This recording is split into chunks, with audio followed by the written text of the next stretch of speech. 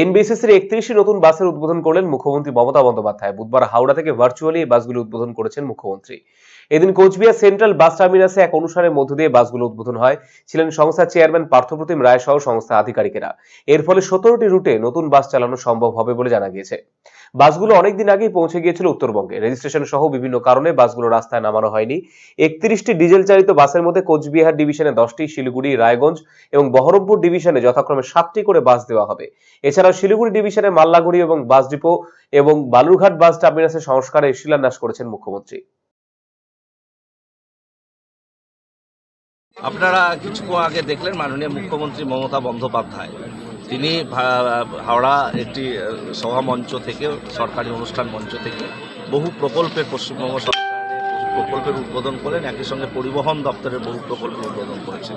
তার মধ্যে আমাদের উত্তরবঙ্গ রাষ্ট্রীয় পরিবহন নিগমের 31টি নতুন বাসের তিনি শুভ উদ্বোধন করলেন এবং 2টি প্রকল্পের শুভ শিলান্যাস করলেন। আমাদের 31টি বাস এখানে কেন্দ্রীয় বাস টার্মিনাস উত্তরবঙ্গ রাষ্ট্রীয় কোচবিহার টার্মিনাসে রাখা রয়েছে। এখানে আমরা ভার্চুয়ালি কানেক্টেড ছিলাম এই অনুষ্ঠানটির সঙ্গে। এখানে প্রায় 12,90,00,000 টাকা পেয়ে 31টি বাস আমরা কিনেছি পশ্চিমবঙ্গ সরকারের আর্থিক বরাদ্দে। সেটার উদ্বোধন হলো। 14টা ডিস্ট্রিক্ট এতে কাভার করবে।